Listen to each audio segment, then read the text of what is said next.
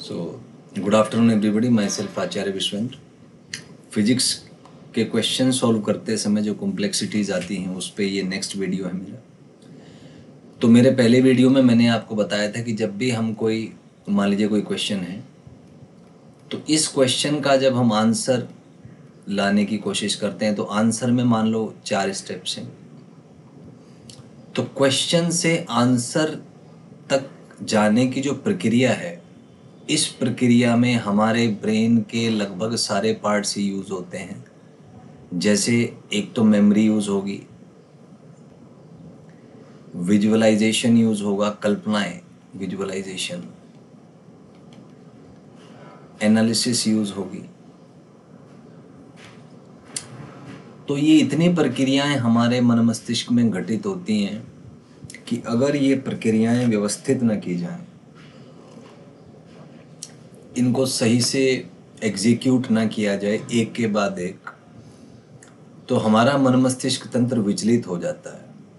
आप ऐसे समझें इसको कि हमें मान लो 4 काम करने हैं,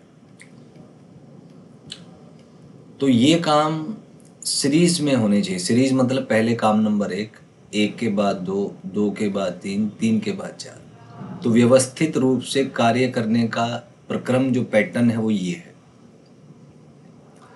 लेकिन सामान्यतः क्या होता है, जब छात्र किसी सवाल को हल करता है तो उसका ये पैटर्न नहीं बन पाता। कभी वो सोचेगा मैं मेमोरी यूज़ करके सवाल कर लूँ, मुझे एकदम याद आ जाए कि ये सवाल का उत्तर क्या था। कभी वो उसको विश्लेषण करके, एनालिसिस करके सॉल्व करेगा। एनालिसिस करेगा तो फिर विचार आएंगे, विचार के साथ भावनाएं आएंगी। अब वो उन भावनाओं पे नियंत्रण करेगा तो अपने को उलझा हुआ अनुभव करेगा। अगली चीज़, अब वो उलझ गया, इस बात में उलझ गया तो ये प्रक्रिया जो है, ये आपने इसमें डिस्टरबेंस क्रिएट कर दिया, इसको विचलित कर दिया आपने। वो फिर से रिट्राई करेगा, फिर से मेमोरी यूज़ करेगा, एनालिसिस यूज़ करेगा, भावनाओं पे नियंत्रण करेगा।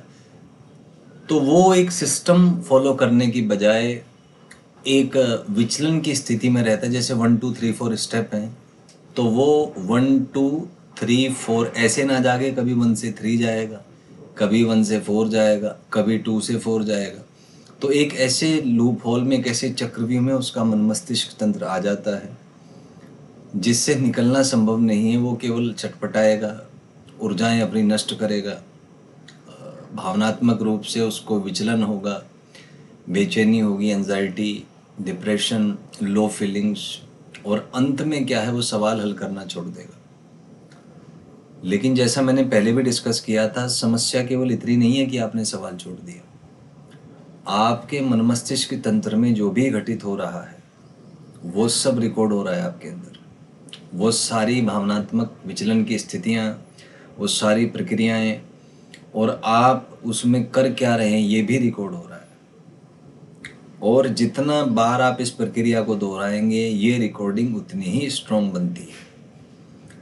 तो यदि ये प्रक्रिया आपने एक बार ठीक से बना ली पूरी, 1 से 2, 2 से 3, 3 से 4, एक बार ठीक से प्रक्रिया घटित हो गई, तो फिर ये आपके ऑटोमेटिक मेमोरी, अनकॉन्शियस माइंड में चला जाता है और वो ठीक प्रक्रिया ही आप में घटित होती है। लेकिन यदि ये प्रक्रिया व्यवस्थित नहीं है, रैंडम जो प्रक्रिया है, यादृच्छिक जो प्रक्रिया है, जो विचलन की स्थितियां हैं, जो मानसिक कष्टदायक अनुभव, जो अराजक अनुभव आपके भीतर यदि हैं, तो ये भी रिकॉर्ड हो रहे हैं। इसलिए जब भी कोई प्रश्न आप हल करें, पहले तो शांत रहा करें। जीवन में मैंने यही अनुभव किया है कि यदि आप कुछ विशिष्ट प्राप्त करना चाहते हैं, ऐसा कुछ जिससे लंबे समय के लिए आपको सुख और आनंद प्राप्त हो, तो बहुत ज़्यादा उत्तेजित अवस्था में ना रहें, क्योंकि बहुत ज़्यादा उत्तेजित होने से आपकी ऊर्जा क्षीण होती है। और उत्तेजन की अवस्था में जो चेतना है वो एक क्षणिक रूप से ऐसी मानसिक अवस्थाएं प्राप्त कर लेता है जिसका कई बार आपके परिणाम पे बहुत अच्छा असर भी पड़ सकता है, लेकिन कई बार बहुत बुरा असर भी पड़ता है, क्योंकि भावनाओं का जो परिमाण है वो तो अधिक हो गया उत्तेजना की अवस्था में, लेकिन इसकी दिशा परिवर्तित हो जाती है। और जितनी पॉजिटिव या धनात्मक भावनाएं आप अनुभव करते हैं, संभावना है कि उतनी ही ऋणात्मक भावनाएं भी आपको अनुभव होंगी। तो जो एक्सट्रीम्स इमोशंस हैं, जो एकदम आप कह सकते हैं अत्यंत उत्तेजित जो अनुभव हैं, वो लंबे समय के हिसाब से ठीक नहीं होते।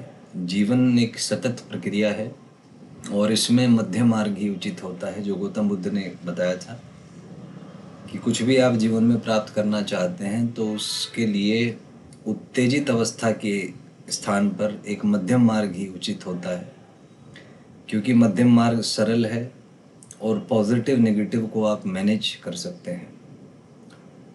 जो उत्तेजित अवस्थाएं हैं उसमें पॉजिटिव अगर हो गया तो आप बहुत हद से ज़्यादा कुछ प्राप्त करेंगे बहुत क्षणिक समय में, लेकिन इसका उल्टा भी ठीक है। यदि वो भावनाएं उनकी दिशा यदि ऋणात्मक हो गई तो जो कुछ आपके पास है उसको गंवाने में भी क्षण मात्र का ही समय लगेगा। अतः उत्तेजित अवस्थाएं दीर्घ समय के लिए यदि हम बात करें, लॉन्ग टाइम के लिए अगर बात करें तो ठीक नहीं होती। लॉन्ग टर्म वही चीज़ें चल पाती हैं जो मध्य अवस्थाओं में ही हमने प्राप्त की हैं। तो इसलिए अपनी भावनाओं पे थोड़ा सा नियंत्रण रखने का अभ्यास करें। कोई सवाल आपसे हल हो गया तो बहुत ज़्यादा उत्तेजित ना हो, बहुत ज़्यादा खुश ना हो। ये ना सोचे कि आप सर्वज्ञ हो गए, परम ज्ञानी आप हो गए। और यदि सवाल नहीं होता है तो विचलित भी ना हो, ऐसा ना सोचें कि आपको कुछ भी नहीं आता। ऐसा कोई भी नहीं है जो सर्वज्ञ हो। महाकाल के अतिरिक्त कोई भी सर्वज्ञ नहीं है। महाकाल कहें, पर ब्रह्म कहें, शून्य कहें, वही एक पूर्ण है, उसके अतिरिक्त सभी अपूर्ण हैं और सतत विकास की प्रक्रिया में। तो मेरा एक छात्रों से जो मैं समझ पाया हूँ जीवन को अब तक, वो ये है कि एक मध्य मार्ग के अनुसार आप काम करें। बहुत ज़्यादा खुश भी ना हो यदि सवाल आपसे हो जाता है और बहुत ज़्यादा दुखी भी ना हो यदि सवाल नहीं होता।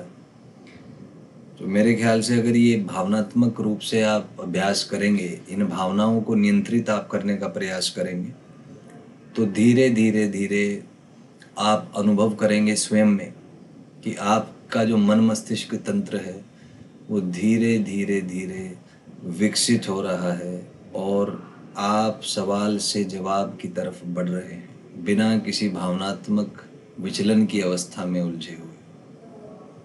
पर इसमें समय लगता है। लगभग आप एक औसत यदि छात्र हैं, औसत बुद्धिमत्ता स्तर के, तो लगभग 21 दिनों का समय आपको लगेगा।